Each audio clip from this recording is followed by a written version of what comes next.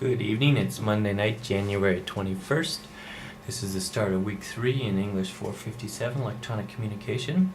The theme is social networking and keeping it all connected, and we're going to expand out our circle from blogging and tweeting to Facebook. Although we certainly need to keep working on the blogging and the tweeting, and in some ways we're not going to do a heck of a lot with Facebook other than to acknowledge its tremendous presence here and to look and see what other organizations are doing with that. I've got the week calendar up in front of you here. I wanted to elaborate just on a couple of points. Understanding social networks like Facebook and their relationship to tweeting and blogging, and that relates very closely to the writing that I'm asking you to do this week, blog essay 3, how does this media ecology seem to work? So to connect those dots, I've got up here, somewhere in here, the idea that you want to follow, you down here, keep following people on Twitter and Facebook. And so what I would recommend is picking an organization, or maybe two would be more appropriate. I would recommend a national organization and a local one. I'm going to quickly walk you through a national one, and I'll let you work with some of the local ones over here on the side, or the one of your choice. The national one is on here as well, Charity Water. And you can start any point with this in terms of the home base, but here's their website. So if we start with 1.0, Web 1.0, this is their site. It's worth spending a little bit of time. They do some pretty amazing things, and they're generally recognized as a social media leader in the nonprofit world. You can see that they're very visual, very large text and images, and then they effectively connect out to other things. I primarily interact with them. I come to their website once in a while, but I primarily interact with them or see them on Twitter.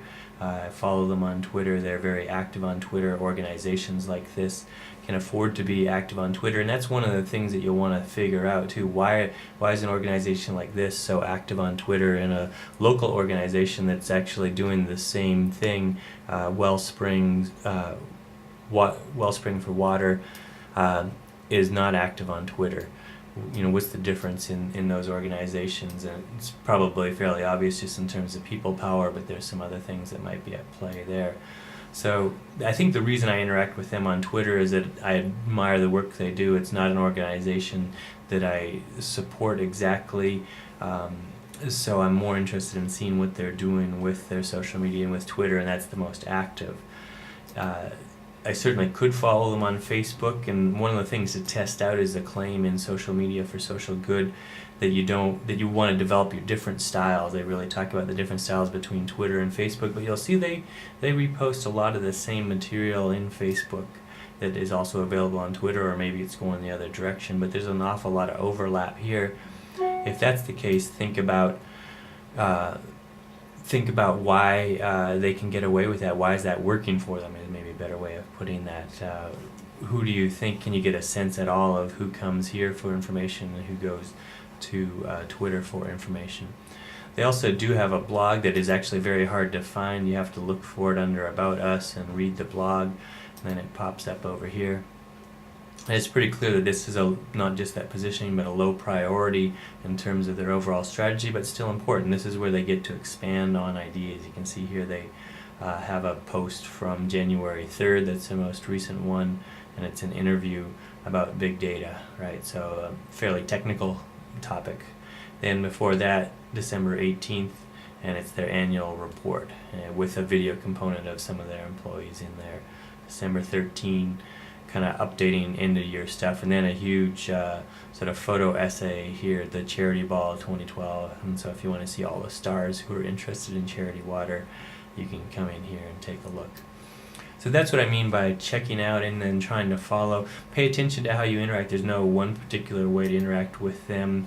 Maybe Twitter isn't where you'll follow them. Maybe you will want to follow them on Facebook, and you can talk about the reasons in your blog essay about what you find more compelling. Or really it comes down to, I think, a concept that we'll talk about more, how it fits into your workflow or your web flow. How do you use the web? If you're in Facebook a lot, you're probably more likely to follow them in Facebook, especially if they show up in your feed.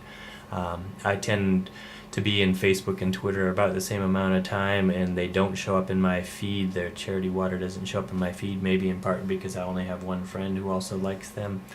And so I see them more on Twitter, where they're very active, and some of the people that I follow also follow them.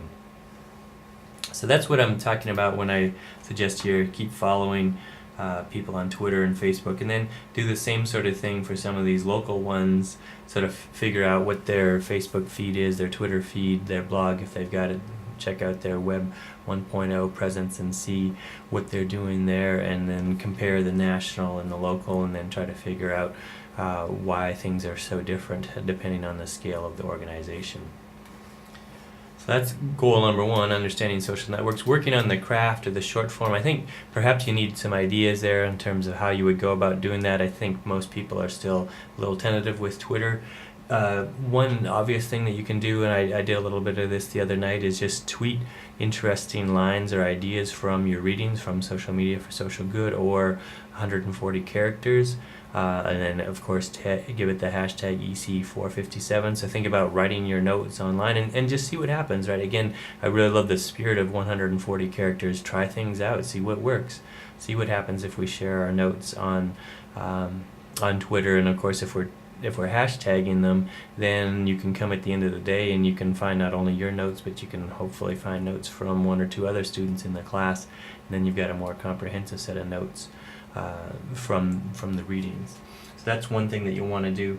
Another thing that you can think about doing, just as you're hopefully starting to think a little bit more about nonprofits and how they're using the web, is that you might tweet just other resources that you come across. And so I've suggested you take a look at the Pew studies and how nonprofits are using the web, but then maybe that'll take you to some other sources and you want to share those, and so you can share those through Twitter. Let me also say, it says work on the short form, but also work on the long form. I want to make it clear that you don't have to limit your blogs to once a week. The thing that will be your blog essay that is worth the grade, you can very easily tag blog essay number 3, but throughout the week you can use it for taking and sharing notes. You can use it for drafting and planning for your blog essay, getting some ideas down, seeing how people react to that. Because I think one of the pieces that we still haven't got in the course yet, but I do sense that we're picking up some momentum, is just any real interaction. And I think if we start tweeting more, maybe blogging a little bit more frequently, and then sharing those through Twitter, that we'll start to get a little bit of discussion amongst each other.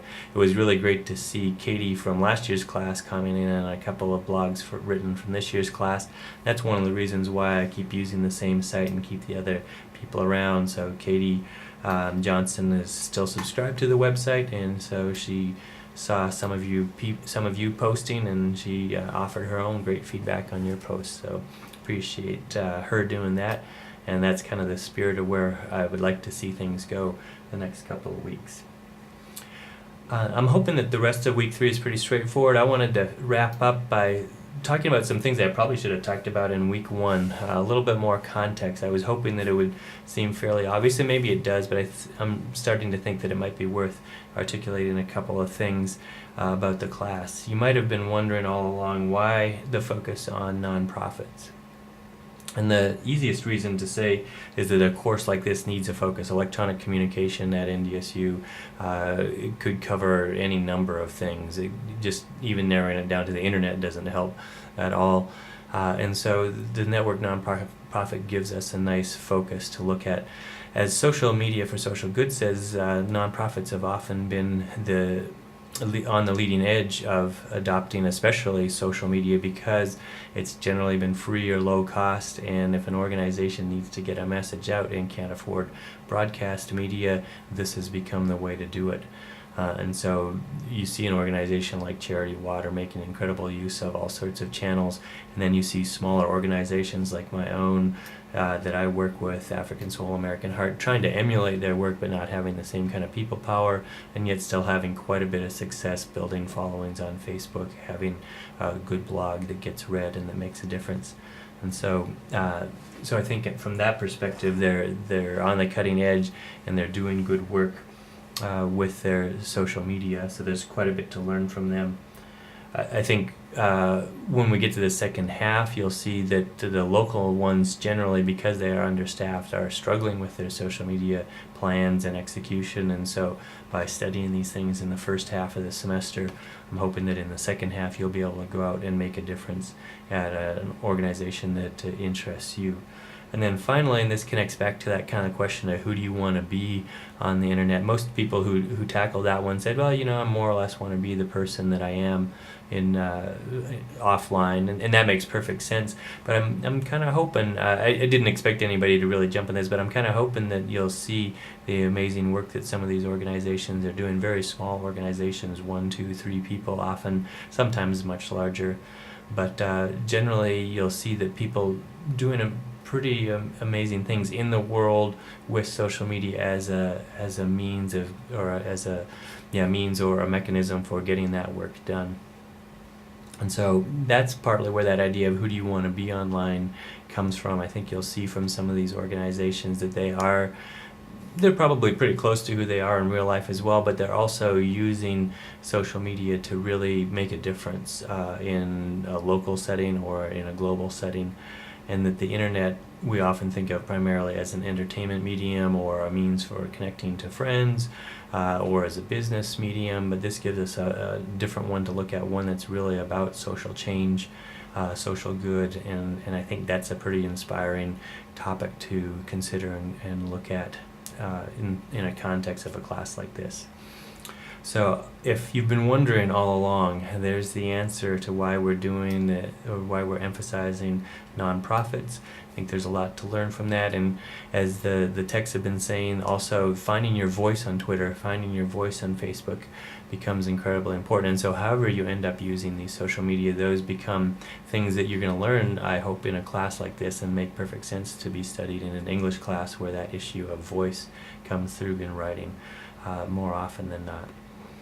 So I'm going to stop there for this week. I'm going to add a second, hopefully, video before too long. The section down here on getting techie, I think, is worth a video of its own. I'll introduce you to Hootsuite, or I'll grab some of their videos that explain what they're working on there. I will still be available for a Google Meetup or Hangout on Thursday night, but I know that doesn't work for everybody. I think I'll be able to also get online Wednesday. I'll double check that with all of you and let you know if that's going to be possible. So I'll try to set up 2 nights this week and see if we can get some interaction there. Please do send me your Twitter account, your Twitter handle if you haven't. I think I've only got about 4 or 5 from the class so far, so I'm missing about half. I'll send that out in the email as well. Stop there. Hope you have a good week, and we'll try to wrap this week up on Sunday and then be fully on track heading into week 4. Stay warm. See you online.